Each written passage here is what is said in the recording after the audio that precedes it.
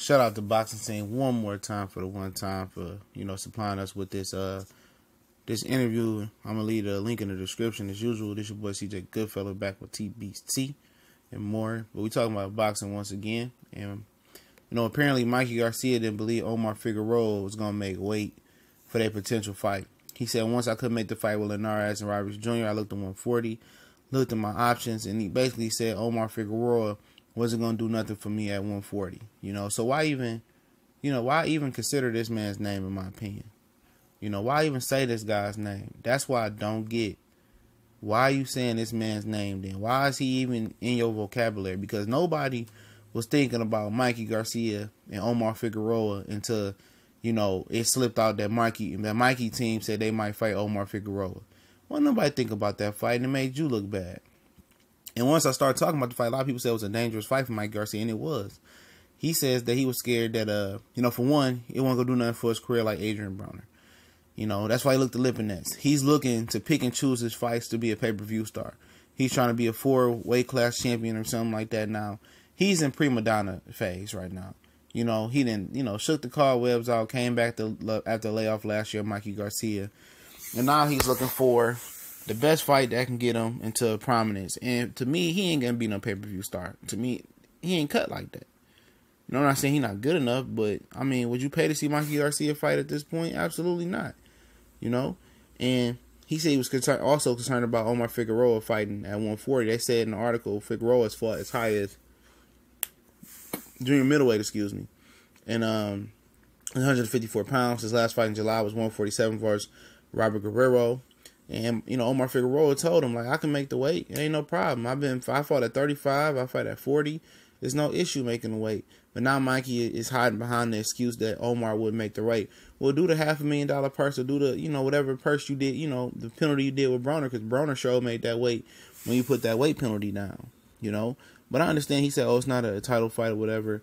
And because Lipinets is supposed to fight Broner, so maybe that's why he was considering Omar Figueroa. But, you should have did what you had to do to make the Linares Easter Jr. fight happen, period.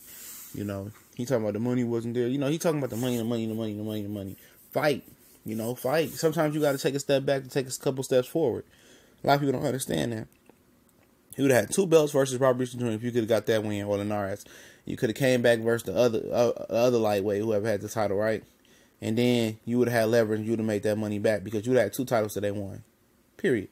A lot of boxers don't think. And I think that he's not confident about beating some of those guys. And that's what I'm starting to boil down to.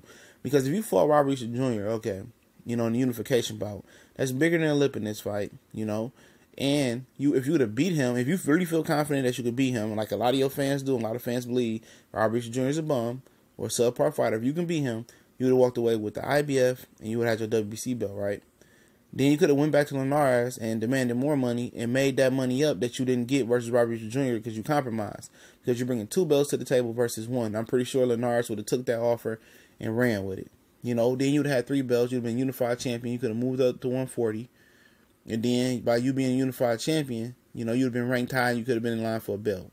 But at the end of the day, don't throw nobody's name out there if you really ain't willing to fight him, because that's a fight that got me excited with Omar Figueroa. Living this fight is an okay fight. I think the Omar Figueroa fight would have been a little bit better because his style, and it'd been nice to see him chin check Mikey and see what he had. But the thing about him complaining about weights, now he complained about weight with Broner and Omar Figueroa, but he was willing to jump up to 154 and fight Miguel Cotto.